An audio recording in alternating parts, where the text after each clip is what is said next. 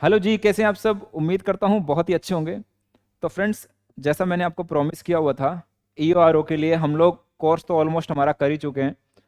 Summary lectures दूंगा और summary lectures 5 minute की क्लास नाम दिया हमने एवरेज।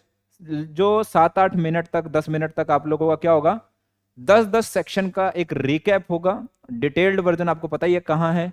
ठीक है, तो चलिए अब हम टाइम वेस्ट ना करते हुए फटाफट से रिवीजन करते हैं। तो देखिए, सबसे पहले आगे बढ़ूं एक छोटी सी बात। ये जो हमारा सिलेबस है, ये लगभग लगभग 17 चैप्टर, जो हमारा ये कोर्स कंटेंट होता है पार्ट बी का, इसके अंदर 17 चैप्टर थे, जिसको कम करके इन्होंने 9 चैप्टर में कन्वर्ट कर दिया। हालांकि हम 9 नहीं, एक डेफिनेशन वाले चैप्टर को भी कवर करना चाहते हैं और एक 12 चैप्टर नंबर 12A उसको भी हमें पढ़ के जाना है। ये बात आपको ध्यान रखनी है। ये टेबल, ये चैप्टर की लिस्ट है और ये सेक्शन वाइज है, जो कि हमें याद होने चाहिए। 17 चैप्टर हैं, ये बात ध्यान रखेंगे, और 344 सेक्शन है। ठीक है, चलिए अब इसके ऊपर क्वेश्चन बन सकता है। मुझे नहीं लगता इतने बड़े एग्जाम में ऐसा कोई क्वेश्चन बनने वाला है, इतना इजी मत समझिएगा। तो हम सब कुछ करके चलेंगे। 10 सेक्शन जो यहाँ पर हैं, ये हम कवर करने वाले हैं। Section 1, section 2, section 3, section 4, 1 by 1 हम इसको कवर करेंगे। ये मैंने आपके लिए इसलिए रखे हैं ताकि एक फेस स्क्रीन पे आपको अगर रोकना हो तो आप उसको रोक कर एक बार याद करने की कोशिश कर सकते हैं, अदरवाइज आप मेरे साथ भी याद कर पाएंगे। चलिए अब देखिए फटाफट से हम करते हैं। जो सेक्शन नंबर 1 है, सेक्शन नंबर 1 बेसिकली क्या है, यहां पर आपको उसके नाम के बारे में बात करता है, आपका उसका कहां तक फैला हुआ है। तो देखिए, आपको याद रखना है कि ये भैया म्यूनिसिपैलिटी एक्ट है। ठीक है, 2009 में ये पास हुआ था। अब देखिए, एक तारीख आती है 11 तारीख और एक तारीख आती है 15 तारीख। 11 तारीख को तो देखिए ये पास हो गया, बट लागू कब से हुआ, ध्यान रखना 15 सितंबर की बात कर रहा हूं। 15 सितंबर से ये लागू हुआ और 11 तारीख को ये पास हो गया था। तो कंफ्यूज नहीं होना है, फटाफट ये ध्यान रखेंगे आप सबसे पहले। दूसरी बात, जब इसके प्रसार की बात करते हैं हम, जब इसके प्रसार की बात करते हैं तो ये भैया पूरे राजस्थान पे लागू होता है। पूरे राजस्थान पे लागू होता है। किसको छोड़कर भैया, किसको छोड़कर, आर्मी एरिया को छोड़ना हमें। किसको छोड़ देना हमें, आर्मी एरिया को छोड़ देना है। अच्छा, कैंटोनमेंट बोर्ड, ठीक है, आर्मी एरिया वही होता है क्योंकि वो सेंट्रल गवर्नमेंट के अंडर में आता है एक तरह से। आर्मी एरिया, कैंट को छोड़ देना है, आप ऐसे समझ लीजिए। ये याद रखना, ये याद रखना है आपको। सेक्शन 1 हो गया। सेक्शन 2, अब देखिए ये बहुत सारी परिभाषाएं हैं। मैंने परिभाषाओं के लिए आपको बोला हुआ था, मैं एक अलग से लेक्चर रिकॉर्ड करूंगा, वहां पे सारी परिभाषाएं मैं आपको करवा दूंगा। ठीक है, बहुत सारी परिभाषाएं जो आपके काम की हैं, और इनसे संबंधित एमसीक्यूज आपको ऐप में बहुत सारे मैंने दे दिए ऑलरेडी। 1100 एमसीक्यूज दे दिए और 400 450 एमसीक्यूज मैंने अभी आपको और देने हैं। ठीक है जी, मैंने लिखा भी हुआ है कि ये पूरा चैप्टर आपको टेस्ट नंबर 1 से 4 तक के बीच में मिलने वाला है। अब आते हैं इंपॉर्टेंट सेक्शन, इसको स्टार मार्क करेंगे और मैं आपको इंपॉर्टेंट चीजें यहां करवा रहा हूं। हालांकि हमें डिटेल में पढ़ना है, ये मैं आपको पहले ही बता चुका हूं। यहां मेरा मकसद आपको रिकैप करवाने से है फटाफट से। Section 3, delimitation. अब मेरी बात को ध्यान रखेंगे। सेक्शन 3 क्या है, डीलिमिटेशन, और मैंने यहां पर एक वर्ड लिखा है जैसे DAIEC। अब देखिए, डी का मतलब क्या है, डिक्लेयर। ए का मतलब क्या है, अमेलगमेट। ठीक है, आई का मतलब क्या है, इंक्लूड। ई का मतलब क्या है, एक्सक्लूड। और सी का मतलब क्या है, सीज। अब फटाफट से ध्यान देंगे। सेक्शन 3 बात करता है परिसीमन की, डिलिमिटेशन की। अब ये सबसे पहले होता क्या है, थोड़ा सा बता देता हूं। परिसीमन का मतलब होता है सीमा का निर्धारण। मतलब एक चीज, जैसे जम्मू कश्मीर का आपको ध्यान होगा, जम्मू कश्मीर का पहले वो राज्य था, बाद में उसको एक बार केंद्र शासित प्रदेश बना लिया। अब उसका क्या किया गया है, डिलिमिटेशन, परिसीमन किया गया है। उनके एरिया का, उनके जिलों का दोबारा से निर्धारण किया गया है। यही आपको समझना है फिलहाल। तो परिसीमन का मतलब दोबारा से सीमा का निर्धारण है। अच्छा, इसके अंदर आपने क्या क्या पढ़ा था, सबसे पहले किसी एरिया को नगरपालिका डिक्लेयर करना। याद रखना, डिक्लेयर किया है, सबसे पहले डिक्लेयर कर दिया। उसके बाद अमेलगमेट, जोड़ देना। अब यहां पे क्या किया था, जोड़ा था। तीसरा, इंक्लूड। अब अमेलगमेट में क्या होता है, उसको दबा लेना। इंक्लूड में मतलब शामिल कर लेना। ये क्या होता है, जब हम कॉमर्स के चैप्टर करते हैं, वहां पर एक चैप्टर होता है, वहां पर डिटेल में बात करते हैं। तो यहां पे आपको एक चीज समझनी है, अमेलगमेट का मतलब भी उसको जोड़ने से है। ठीक है, और इंक्लूड का मतलब भी शामिल करने से ही है। ठीक है, उसके बाद एक्सक्लूड। अब यानी कि यहां से इसका किसी टुकड़े को अलग करने की बात हो रही है। ठीक है, और सीज का मतलब किसी एरिया को खत्म करने की बात हो रही है। यहां अलग कर दिया गया है, यहाँ यानी कि वो भी अब नगर पालिका है, पर यहां तो क्या है, उसका अधिकार ही छीन लिया गया, अब वो नगर पालिका नहीं है। ठीक है, अब वो क्या है, बात की बात है, नगर पालिका एरिया में वो कवर नहीं होता है। ये सेक्शन 3 में आपको पढ़ने के लिए मिलेगा, ये बात आपको ध्यान रखनी है। अब सर इसके साथ जुड़ी हुई बातें, कुछ क्वेश्चन आता है। एक बात आती है कलेक्टर की, यहां पर मैं देखिए रिकैप करवा रहा हूं फटाफट में। तो यहां पे बात आती है कलेक्टर की या समकक्ष अधिकारी जिसको ये अधिकार प्राप्त हुए हो, जो कि सीमा के बारे में, देखिए राज्य सरकार नोटिस जारी कर देती है, पर वो सीमा को डिफाइन कौन करेगा ग्राउंड लेवल पर जाकर, वो काम कलेक्टर या जिस अधिकारी के पास ये पावर हो, दोनों कर सकते हैं, ये बात ध्यान रखना आपके पास। ठीक है, अच्छा, अब जिस एरिया को नगर पालिका घोषित किया जाता है, तो वहां पर पंचायत वाले, यानी कि वहां पे पहले गांव होगा, वो वाले सारी चीजें खत्म हो जाती हैं, गांवों वाली चीजें सारी खत्म हो जाएंगी। गांव की जो भी कानून होंगे, जो भी कानून होंगे वो खत्म हो जाएंगे, खत्म। ठीक है, तीसरी चीज क्या होगी, तीसरी चीज क्या होगी, यहां पे मैं डिक्लेयर कर रहा हूं। देखिए अब आपको एक चीज समझनी है, पहले वो गांव था, अब उसको अलग से ही नगर पालिका नहीं बना दी, तो उस समय क्या होता है, इन्होंने 6 महीने का एक समय रखा हुआ है, 6 महीने में चुनाव करवाने हैं। तो यहां पे एक चीज और लिख देता हूं, 6 माह में चुनाव, ये एक पॉइंट और यहां पे पढ़ते हैं आप। चौथा, 6 महीने में चुनाव होंगे, किसी एरिया को अगर नगर पालिका डिक्लेयर किया है, 6 महीने बाद चुनाव होंगे, तो उसको संभालेगा कौन, उसमें क्योंकि वो पहले गांव था, पंचायत समिति थी वहां पे, तो उसका जो सरपंच होगा, सरपंच को क्या बना देंगे, अध्यक्ष बना देंगे यहां पर। अब ध्यान से सुनना, उस एरिया को नई नगर पालिका घोषित कर दिया गया, वो पहले किसी का भाग नहीं है, ध्यान से सुनना। तो उसको क्या कर दिया, उसका सरपंच को क्या बना दिया, अध्यक्ष। ठीक है, उसके उप सरपंच को उपाध्यक्ष, और उसके जो वहां पे पंच थे उसको मेंबर। ये आप इस सेक्शन में पढ़ते हैं, ये बात आपको ध्यान रखनी है। ठीक है, अच्छा, अब अगर अमेलगमेट किया है, अब ध्यान से सुनना, दिमाग लगाना, किसी में जोड़ा है आपने, अमेलगमेट किया, तो पहले से ही कोई ना कोई वहां पे तो होगा अध्यक्ष, तो कुछ नहीं होने वाला। अगर नए एरिया को जहां पे कोई नहीं था तो बनाओगे उनको, अगर पहले से ही वहां कोई बैठा है तो सिर्फ उसका सदस्य बन के बैठ जाओगे, उसके क्या बन जाओगे, सदस्य बन जाओगे, बस इतना करना है। और उस एरिया में जो वो पंच सरपंच थे वहां का वो काम करते रहेंगे जब तक दोबारा चुनाव नहीं होते। समझ रहे हो ना मेरी बात को, अदरवाइज आपको डिटेल में पढ़ना चाहिए। ठीक है, सेम ऐसी ही चीजें यहां पर आगे लागू होने वाली हैं। तो हमने सेक्शन 3 की ये मेजर बातें हैं, मुझे नहीं लगता इसके अलावा कुछ और हमारे लिए था, इन बातों को हमने यहां पर कर लिया है। ठीक है, इसके बाद भी क्या होता है, कुछ पॉइंट और नहीं छूटा है। ठीक है, ये मैंने करवा दिया। अब ध्यान रखना, यहां पर एक बात आपको ध्यान रखनी है कि ये सारे के सारे सेक्शंस, ये सारे के सारे सेक्शंस हमें यहां पर ढंग के करके जाने हैं। देखिए हालांकि इसके बाद क्या है कि कौन से एरिया में क्या देखते हैं आप, एक पॉइंट में और बता देता हूं आपको कि कौन सा एरिया नगर निगम बनेगा, नगर पालिका बोर्ड बनेगा या नगर परिषद बनेगा। उसके कुछ क्राइटेरिया हैं जो 2021 में नोटिफिकेशन के थ्रू आए थे, जहां पर बताया गया कि अगर 5 लाख से ऊपर पॉपुलेशन है तो आपका नगर निगम बन जाएगा, अगर 1 लाख से 5 लाख है तो आपका नगर परिषद बनेगा, और उससे कम है मान लीजिए तो आपका क्या बनेगा, वहां पर नगर पालिका बोर्ड का गठन किया जाएगा। हालांकि इसके बाद आपके प्रति व्यक्ति आय का भी इन्होंने कहा।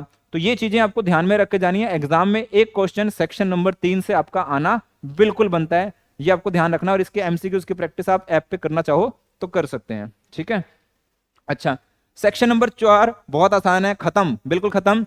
ये आपको कहता है कि ये सरकार को, अब सरकार का मतलब राज्य सरकार होता है, यहां ध्यान रखना, सरकार का मतलब राज्य सरकार है। राज्य सरकार को क्या देता है, पावर कि म्यूनिसिपैलिटी को, नगर पालिका। देखिए एक चीज और ध्यान रखनी है, अगर कोई स्पेसिफिक सेक्शन है, मैं आपको यहां पर लिख दे रहा हूं, स्पेसिफिक सेक्शन है जहां पर नगर पालिका बोर्ड, नगर निगम और नगर परिषद अलग अलग हो सकते हैं किसी सेक्शन में, तो भैया आपको यह ध्यान रखना है नगर पालिका का मतलब क्या। अगर आपको लगता है कि मान लीजिए किसी सेक्शन में पावर की बात हो रही है, वहां पे सिर्फ नगर पालिका लिखा हुआ है, तो उसका मतलब तीनों होंगे। तो ये आपको देखना है स्पेशल नेचर में बात हो रही है, जनरल नेचर में बात हो रही है। ये लो पढ़ाने वाले लोग आपको समझा सकते हैं, ऐसा नहीं है कि लिखा हुआ है नगर पालिका तो आपको क्वेश्चन ही गलत है कि कौन सी नगर पालिका बोर्ड के बारे में बात कर रहा है, नगर निगम के बारे में बात कर रहा है या नगर परिषद के बारे में बात कर रहा है। नहीं, आपको उससे संबंधित प्रोविजन देखना होगा कि यहां पर बात कौन सी होनी है। ऐसे नहीं है आप कहोगे क्वेश्चन ही गलत है और चैलेंज करते बैठोगे, नहीं, ये बात ध्यान रखना। ठीक है, अच्छा, यहां पर क्या पावर है राज्य सरकार को, राज्य सरकार को यहां क्लियरली पावर दी गई है कि आप किसी सेक्शन के किसी प्रोविजन से आप नगर पालिका को चाहो तो बाहर कर सकते हो। ये पावर सेक्शन 4 के अंदर दी हुई है, ठीक है। अब इसका उदाहरण मैं आपको लिख देता हूं, example section number 103। Section number 103 में जो कर होते हैं, वो कर अगर आप छोड़ना चाहो तो सरकार के पास पावर होती है कि उन करों को यहां से छूट दे सकती है नगर पालिका को, ठीक है। कर से छूट देना चाहे तो दे सकते हैं। हालांकि ये वाली बात आगे लिखी हुई है, पर कर कौन से होते हैं? सेक्शन 103 वाले, ठीक है। नगर पालिका की स्थापना और निगमन, यहां पे दो वर्ड है, देखिए। सेक्शन नंबर 1 नगर पालिका के बारे में, उसके बारे में बात किया। Section number 2 definitions. सेक्शन 1 में प्रसार की बात करी थी, 3 में परिसीमन की बात करी है, चौथे में उसकी पावर्स की बात करी है, पांचवें में बात कर रहे हो उसकी स्थापना हो रही है और उसके निगमन की बात हो रही है। निगमन का मतलब क्या होता है? वो किस फॉर्म में काम करेगी, किस प्रकार से वो काम करेगी। ध्यान देना, म्यूनिसिपैलिटी जब भी क्या होता है, कोई भी संस्था, पार्टनरशिप फर्म, कंपनी, जिसे कहते हैं 1 पर्सन कंपनी, ठीक है, पब्लिक कंपनी, ये बहुत सारे इसके तरीके होते हैं। एलएलपी, इनका अलग अलग इनको क्या करना पड़ता है? रजिस्ट्रेशन करवाना पड़ता है। वैसे ही यहां पर क्या होगा, नगर पालिका को निगमित किया जाएगा, यानी कि उसको एक अलग नाम दिया जाएगा, उसको एक अलग पहचान दी जाएगी। मैंने 2 शब्द बोले, अलग नाम, अलग पहचान। अब इनकी पहचान और नाम किससे पहचानी जाएगी? यानी कि इनको एक मोहर दी जाएगी। जैसे मैं चार्टर्ड अकाउंटेंट हूं, मेरे को मेरी मोहर दी गई है, एक सिग्नेचर होता है, जैसे सिग्नेचर के साथ एक ठप्पा लगा के अप्रूव करना होता है, अटेस्टेशन जिसे बोलते हैं, वैसे ही इनके भी नाम से एक मोहर दे दी गई इनको, इनका अलग से नाम बना दिया गया, इनका निगमन किया गया। अब इनकी एक अलग पहचान है, ध्यान देंगे, और इसकी स्थापना की गई है। ये सेक्शन नंबर 5 में आपको पढ़ना है, ठीक है। साथ ही साथ आप क्या पढ़ोगे? हाँ, पर यहां पर ये एक चीज और हो सकती है कि देखिए, यहां पर राज्यपाल, ये वाला प्रोविजन आप पढ़ना है। राज्यपाल के पास क्या है? पावर है। राज्यपाल के पास क्या है? पावर है। किस चीज की पावर है? किसी क्षेत्र को क्या कर सकता है? औद्योगिक क्षेत्र घोषित करके, औद्योगिक क्षेत्र घोषित कर सकता है। ध्यान रखना कि, और औद्योगिक क्षेत्र जैसे रिको टाइप, रिको समझते हैं ना आप, जैसे मैं रिको लिख देता हूं यहां पे, ठीक है। तो किसी क्षेत्र को औद्योगिक क्षेत्र घोषित कर सकता है। वहां पर नगर पालिका का, जैसे वहां पे बाहर था ना, तो यहां पे भी नगर पालिका को बाहर किया जा सकता है। अच्छा, ठीक है। अब ये सेक्शन नंबर 5 हो गया है हमारा। और यहां पर राज्य सरकार के पास भी एक पावर दी गई है इन्होंने। राज्य सरकार के पास कौन सी पावर है? राज्य सरकार क्या कर सकती है? कोई प्राधिकरण घोषित कर सकती है, कोई प्राधिकरण घोषित कर सकती है, जैसे जयपुर जेडीए वगैरह, या कोई सांस्कृतिक और हिस्टोरिकल कोई प्लेस है, उसको एक अलग से घोषित कर सकती है ताकि उसका बढ़िया से रख रखाव हो सके। जैसे आगरा का ताजमहल ले लीजिए, वहां पे उसके लिए अलग प्राधिकरण बना रखा है। तो इसी तरह से सरकार चाहे, राज्य सरकार, तो किसी पर्टिकुलर एरिया, जिस उसकी खूबसूरती, उसकी हिस्ट्री, उसके सांस्कृतिक महत्व को बनाए रखने के लिए क्या कर सकती है? सांस्कृतिक, हिस्ट्री में, हिस्टोरिकल यानी कि ऐतिहासिक महत्व के लिए क्या कर सकती है? अलग से प्राधिकरण बना सकती है, अलग प्राधिकरण, ठीक है। अब जैसे बड़े बड़े महल हैं, अगर उनको बचाना है सरकार ने, उनका अलग से रख रखाव करना है, तो सरकार क्या कर सकती है? उनके लिए अलग से प्राधिकरण बना सकती है, ठीक है। चलिए, सेक्शन नंबर 6 मोस्ट इंपॉर्टेंट, अभी है, इसको लिख लीजिए। क्या है ये? मोस्ट इंपॉर्टेंट है भैया। मोस्ट इंपॉर्टेंट कैसे है? अब देखिए, सेक्शन नंबर 5 में नगर पालिका की स्थापना हुई है, उसको अलग से एक स्टैम्प दी गई है। इसमें क्या होता है? इसमें आपके लिए सबसे पहले देखे, यहां पे कितने सदस्य होंगे, कितने सदस्य होंगे? मिनिमम 13, कम से कम 13 की बात करिए, कम से कम 13, ठीक है। अच्छा, उनका क्या होगा? प्रत्यक्ष चुनाव होगा। उनका क्या होगा? प्रत्यक्ष चुनाव होगा, यानी कि जनता चुनेगी, जनता चुनेगी। ये याद रखना, ये सारे पॉइंट याद होने चाहिए आपको।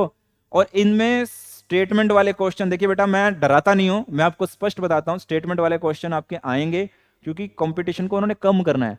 अगर आप लॉ को डिटेल में पढ़ के और इसके बाद इसको याद करेंगे, आप समरियां, ठीक है, आपके काम की हो सकती हैं, मैं भी आपकी हेल्प कर रहा हूं, जिन्होंने डिटेल में पढ़ लिया उनकी हेल्प के लिए मैंने प्रॉमिस किया था शुरू में, मैं बना रहा हूं, बट आपको वो स्टेटमेंट क्वेश्चन वाले करने आने चाहिए, ठीक है। प्रत्यक्ष चुनाव होता है। तीसरा, अब क्या होगा? चुनाव के बाद जो सदस्य आएंगे वो कौन होंगे? तो देखिए, यहां पर सबसे पहले कौन कौन होगा? चुने हुए सदस्य, फिर मनोनीत सदस्य, और तीसरा रिप्रेजेंटेटिव। ठीक है, तीसरे कौन से हैं? रिप्रेजेंटेटिव। जैसे आपका एमएलए और आपके क्या बोलते हैं उसको, एमपी साहब। अब यहां पे एमपी साहब को आपको थोड़ा सा ध्यान देना है यहां पे बेटा। मैं एमपी साहब को स्टार कर दिया मैंने यहां पर। अब देखिए क्या होता है, एमपी साहब के लिए क्या चीज है, मैं लिख देता हूं आगे। एमपी साहब के लिए ये नगर परिषद और नगर निगम यहां पर आ सकते हैं, और आपके जो एमएलए साहब है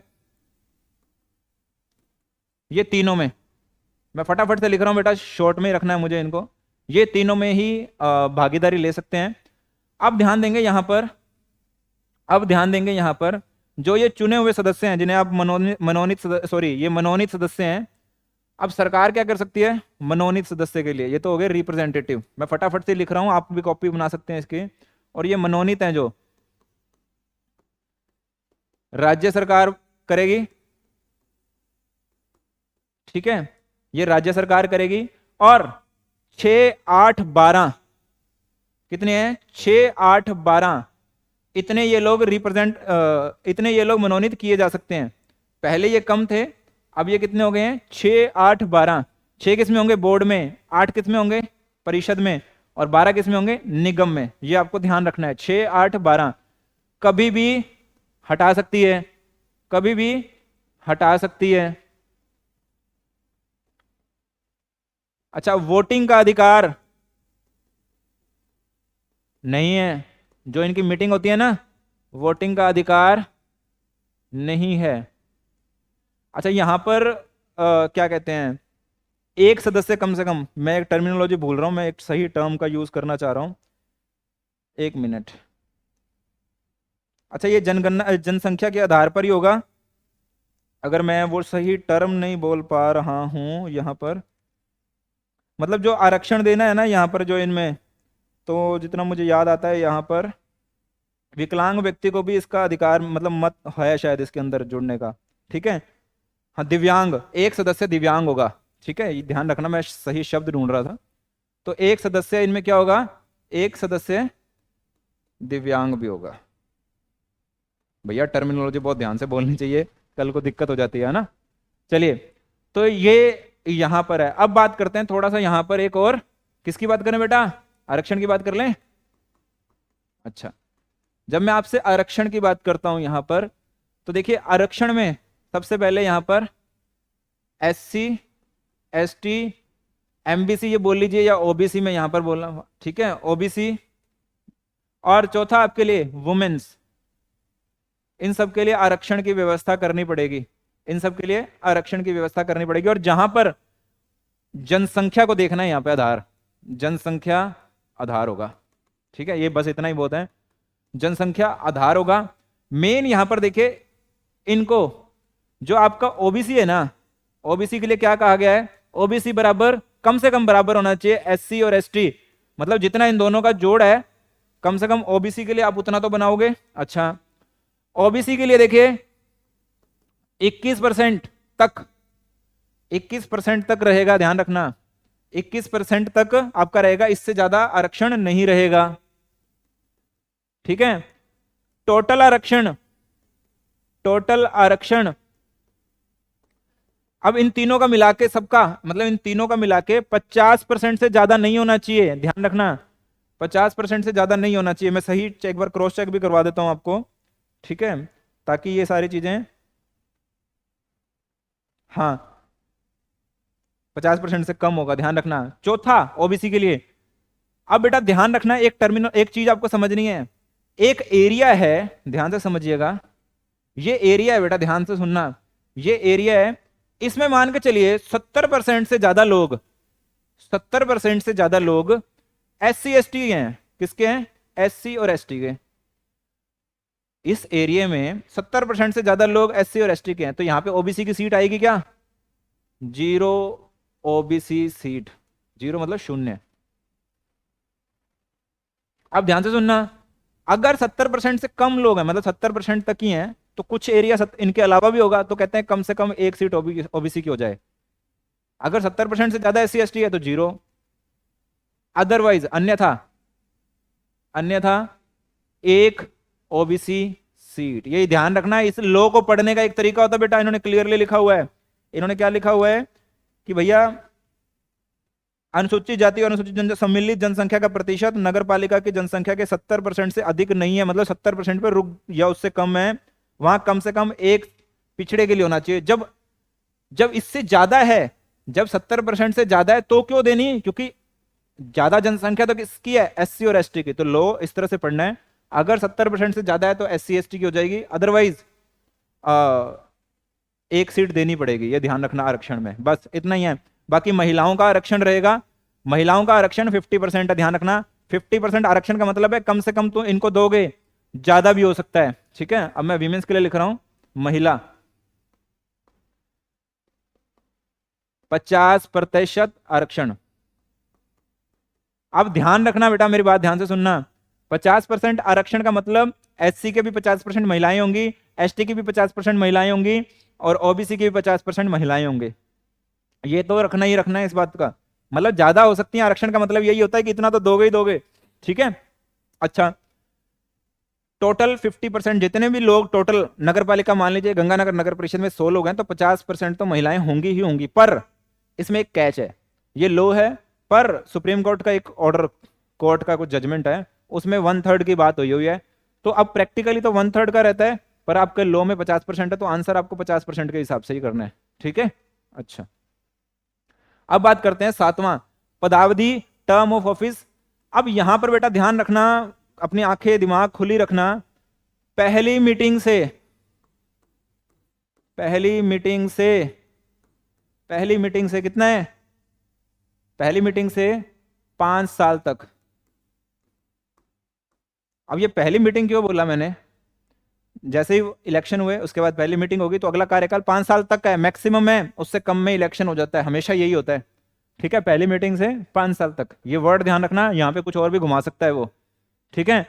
अब मान लीजिए बीच में ही भंग हो गई नगर पालिका, अब मैं बीच में भंग हो गई नगर पालिका, यहां पर तीनों की बात हो रही है। जब मैं सिर्फ नगर, जब आप नगर पालिका एक्ट पढ़ रहे हो तो इसमें पूछते हो नगर परिषद के लिए अलग है, नहीं ना। तो यहां पर नगर पालिका का मतलब सबके लिए है, पर कोई ऐसा सेक्शन जहां पे तीनों के लिए अलग अलग बात लिखी है, जैसे सेक्शन नंबर 6, तो वहां पे आप पूछते हैं कि सर 6 किसके लिए, 8 किसके लिए, 12 किसके लिए, ठीक है। ये बात आपको ध्यान रखनी है। अच्छा, पदावधि पहली मीटिंग से 5 साल तक, ये बात ध्यान, इतना हो गया। और बीच में अगर नगर पालिका भंग हुई तो भंग हो गई, ठीक है, अब ये 5 साल नहीं है, अब दोबारा चुनाव बनते हैं, तब तक ये, ठीक है। नगर पालिका शासन का नगर पालिका में निहित होना, और जब भी नगर पालिका भंग होती है उसके 6 माह में चुनाव करना है आपको। अच्छा, नगर पालिका शासन का नगर पालिका में निहित होना, यानी कि देखिए पूरी पावर किसके पास आ जाती है, पूरी पावर किसके पास आ जाती है यार, पूरी पावर किसके पास आएगी, जो अध्यक्ष होगा ना, जो अध्यक्ष होगा, अध्यक्ष के पास पावर आ जाती है, ठीक है। इसकी डेफिनेशन आप याद रख लेना, इसकी मैं लिख देता हूं, परिभाषा याद रख लेना, परिभाषा जरूर से याद करना। नगर निगम में कौन होता है, ठीक है।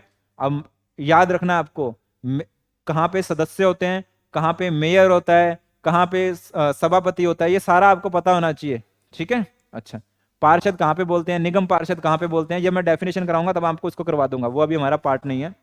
अच्छा, नगर पालिका, देखिए आपके एरिया की पावर नगर पालिका के पास, और नगर पालिका कौन संचालित करता है, अध्यक्ष। तो आपको सेक्शन नंबर 8 समझ में आना चाहिए। नो, वार्डों का, वार्डों में विभाजन, डिवीजन इनटू वार्ड्स। अब देखिए क्या कर रहा है, धारा 6 में मैं सेक्शन लिखूं, ये धारा 6(1) में, ठीक है, ये ध्यान रखना, धारा 6(1) में क्या बोला गया था, संख्या कम से कम 13 पर ज्यादा हो सकती है। संख्या का बोला है, यहां पे क्या बोलता है, जितनी संख्या यहां बोली है, जितने आपके वार्ड वार्ड होंगे, सॉरी जितनी संख्या है उतने ही बराबर क्या होंगे, वार्ड।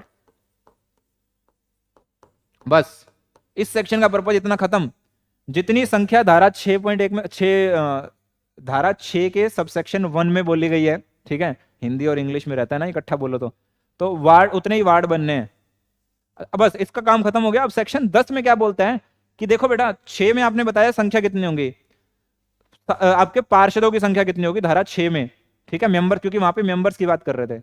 सेक्शन नंबर 9 में हमने बात क्या की कि वो जितने सदस्य होंगे उतने ही वार्ड बनेंगे। अब सेक्शन 10 कहता है कि वार्ड बनेंगे, तो ठीक है 9 में आपने बोलिया उतने वार्ड बनेंगे, मान लीजिए वहां पे आपने कहा 80 वार्ड बनेंगे। उदाहरण लेते हैं, उदाहरण लिख देते हैं, उदाहरण, ठीक है, 80 सदस्य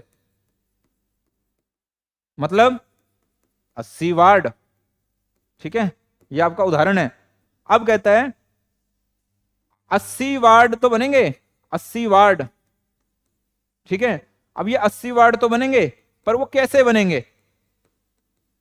अब वो कहता है 80 वार्ड तो बनेंगे, तो सबसे पहले तो जनसंख्या को ध्यान में रख के यहां पे क्या चीज ध्यान रखनी है, यहां पे ध्यान रखना है सबसे पहले तो आरक्षण। जो वार्ड होंगे उसमें आरक्षण दोगे, किसको देना है? वही SC ST MBC और विमेन, ठीक है जी। आरक्षण किसको देना है? SC ST MBC या OBC, जो भी बोलना चाहते हैं अपने यहाँ पे, मतलब आरक्षित वर्ग है ना, बैकवर्ड क्लास के लिए बैकवर्ड क्लास बोलना चाह रहा हूं यहाँ पे मैं। और उसके बाद क्या है आपका विमेन्स, इसके अकॉर्डिंग। और ये कौन सा होगा? जनता के आधार पर। अच्छा, दूसरा यहां पे रोटेशन वर्ड ध्यान रखना, चक्रानुकार, चक्रानुकार। बेटा इसके सारे एमसीक्यूज मैंने आपको दे रखे हैं ऐप में। अच्छा जी, उसके बाद क्या है, अब ये आपने चुन लिया, अब जो वार्ड डिसीजन होगा ना वो आपको ध्यान रखना। ये देखिए ये होता है आपका ईस्ट हमेशा, ठीक है। अब ये ईस्ट हो गया यहां पर, एक मिनट, ये नॉर्थ, सॉरी नॉर्थ हो गया, ये आपका क्या कहते हैं साउथ हो गया, ये आपका ईस्ट हो गया, ये आपका वेस्ट हो गया। तो जब मैंने ये कहा तो आपका यहां से लेना है, यहां से वार्ड का आपको ध्यान रखना है नॉर्थ वेस्ट, ठीक है। यहां पे नॉर्थ वेस्ट दिशा से आपको क्या लेना है, इसको लेना है। कहीं मैं गलत तो नहीं पढ़ा रहा ना भैया? देखो सीधी सी बात है, बच्चे फिर पकड़ लेते हैं नॉर्थ वेस्ट ही होता है, वैसे तो वेस्ट नॉर्थ नहीं बोला जाएगा इसको। उत्तरी पश्चिमी कोण क्या होता है, हिंदी इंग्लिश लेके बैठ जाती है, दोनों को लेके चलना पड़ता है ना। अच्छा, नॉर्थ वेस्ट, ठीक है। चलिए मैंने ये डिसाइड कर दिया, ये नॉर्थ वेस्ट से वार्ड नंबर शुरू हो जाएंगे, और ये चक्रानुकार रहेंगे किसके लिए? आरक्षण के लिए। सर इसका क्या मतलब है, थोड़ा सा और क्लियर कर दो। देखो वार्ड नंबर 1 मान लीजिए SC कैटेगरी को गया हुआ है पहले, ठीक है। अब अगली बार देखा जाएगा, और उसको घुमा घुमा के, ऐसे नहीं है कि उसको बुक ही कर दो, देखा जाएगा कि यहाँ पे अब वुमेन्स के लिए कौन सा देना है। तो मतलब रोटेशन करते रहेंगे उनको, उलट पलट, वार्ड नंबर 1 बुक कर दिया, कभी 2 बुक कर दिया, कभी 3 बुक कर दिया, इस तरह से चीजें मैनेज करनी पड़ती हैं, ठीक है। अच्छा, ये पूरा सेक्शन नंबर 10 मैंने आपका पूरा यहाँ पर बना दिया है, ठीक है। हाँ, जब भी आप किसी एरिया को घोषित कर रहे हो कोई, तो 7 दिन का समय आपको और देखना, 7 दिन के लिए आपको वो डालना पड़ता है कि हम ऐसा कर रहे हैं, 7 दिन का नोटिस। चलो, तो मुझे लगता है 10-12 मिनट का ये क्लास रहा होगा। मैंने कोशिश की 10 सेक्शंस को यहाँ कवर करने के, शायद 15 मिनट भी हो गए होंगे। उम्मीद करता हूँ मैंने मेन सारी चीज़ें आपको करवा दी, पर लो तो लो होता है, उसको आप ढंग से पढ़िएगा। ये आप वीडियो उसके बाद सुन लीजिएगा, मुझे नहीं लगता फिर आपके साथ कोई दिक्कत होने वाली है एग्जाम पॉइंट ऑफ व्यू से, ठीक है। मिलते हैं नेक्स्ट वीडियो में, टेक केयर, बाय बाय।